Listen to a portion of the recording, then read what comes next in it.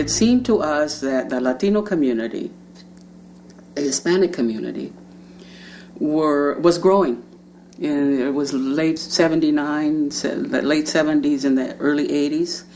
We were seeing more and more of the Latino community coming into the welfare department, health and human services, mental health, my organization, and different organizations, Centro de Información y Servicios. So in informal discussions, we were observing that this was happening. When it started, it didn't really have a definite agenda or anything. It's just a group of working Latino ladies meeting once a month to discuss different problems or just discussions of the conditions, living conditions, Napa, opportunities and that. When we first started meeting, we really didn't even call it the Hispanic Network. It was a group of people who worked with social services and social services clients.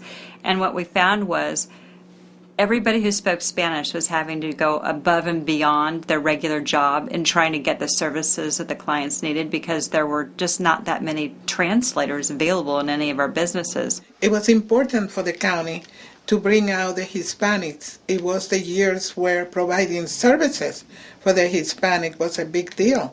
There was money to bring into the county as a result of providing services. I think the political climate in the Napa Valley was rather quiet. We're the invisible minority, the sleeping giant, and it was our responsibility to establish a climate and in particular a voice for the needs of the Latino community. Our families were lost in the milieu of bureaucracy. They didn't know where to go, who could help them, how they would get wherever they were going to get the services they needed. We came up with the idea of getting together. That one of the things that we saw, that there wasn't an organized way of distributing information, providing cohesive services to the community. Hope Lugo was telling us a little bit about the early days and where you guys would meet. Yeah, she has a better memory than I was trying to remember where we met because it was her idea. You know, I don't know if I mentioned that. Well, I said that she invited us and we started because of her invitation. It was her idea to start the Hispanic Network. I always want to give her credit for that. And we met at Cerro La Bufa, which was at that time, I think Los Pericos or something is there now. It's a Mexican restaurant downtown. At that time it was Cerro La Bufa. So that's where we held our first meeting. And we were surprised at the amount of people and the interest that evolved over that. When we first started talking, it was about everything because there was nothing. When a patient went into Queen of the Valley Hospital in the 1980s, if they didn't speak English, they would pull a janitor into the room to translate. That's how bad it was. So there were so many places in our community where we needed to get help. We had to sort of do a needs assessment to find out what people needed. And the first issue that came up was jobs and the issue of personnel, bilingual personnel in the different agencies in the valley. And from there, it started to grow and also get to know each other and some consensus of what the needs were in the valley for Latinos. So that's where the beginnings of the Hispanic Network got started, with a small little directory, getting our professionals hooked up with our families in need.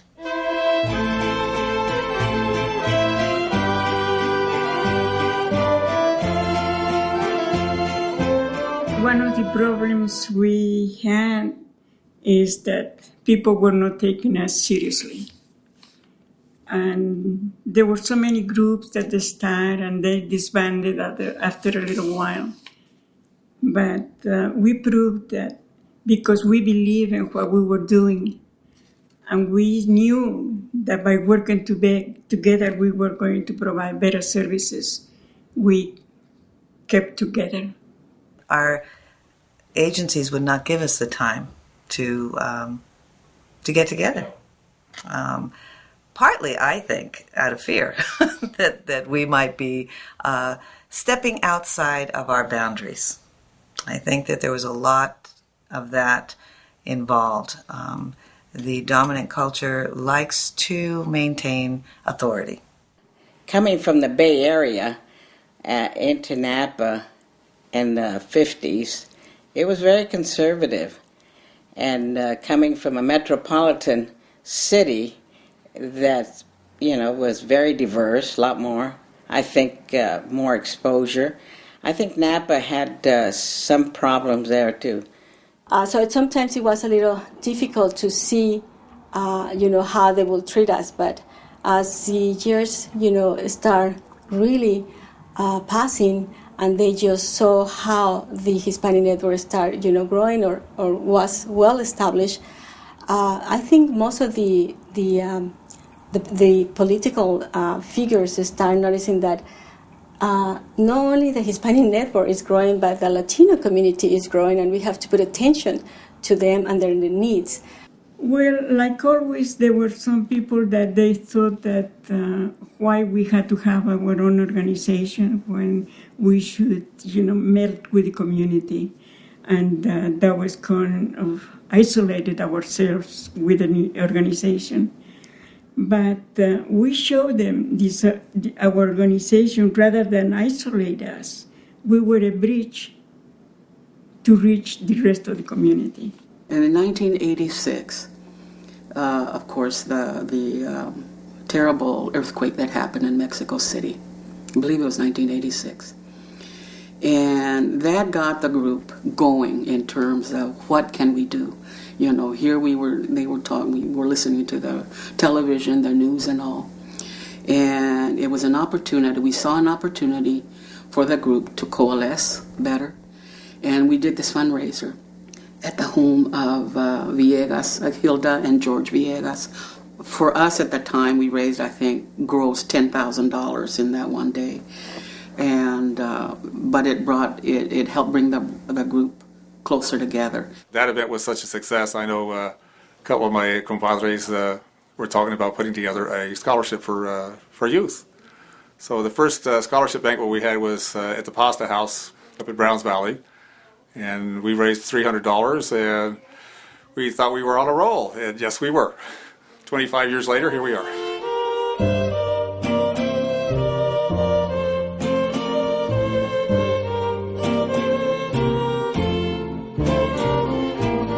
Initially, education has always been a priority for Latino community, so that was the focal point. But clearly, when people from different areas, housing, employment, medical, the police, the politics, it was clear that there was a need to have some representation and a voice in all those areas. That was one of the things all of us as a group made very clear, that we wanted to give back to the community. From where we came, we wanted to go back there and say, you can do it also. We're looking for the person that has the potential.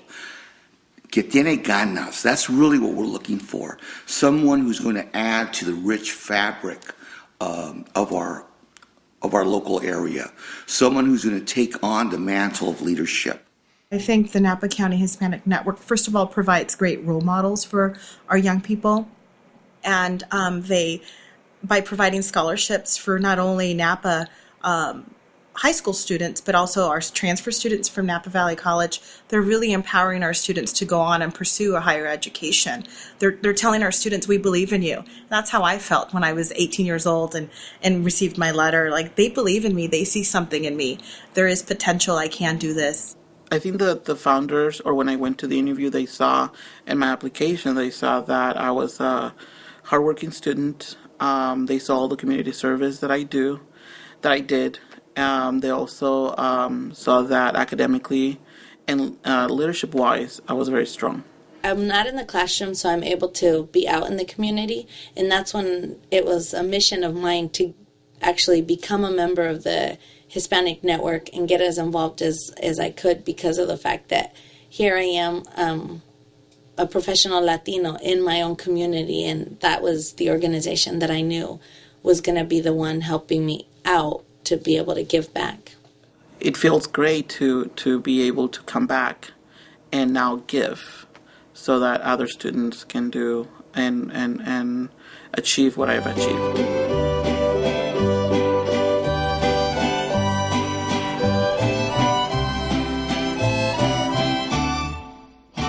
whole Latino community, Hispanic community, or Chicano community, whatever you want to, whatever you identify with.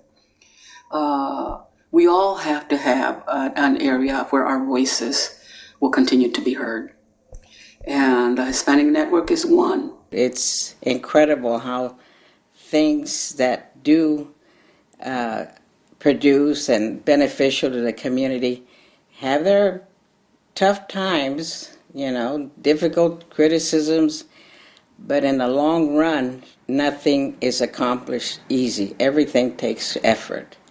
And I think that we have to be proud of that. If you're one of those kind of individuals who are active in your community, you're going to find out immediately who are those other individuals. You never walk away from La Red Hispana. You add to it.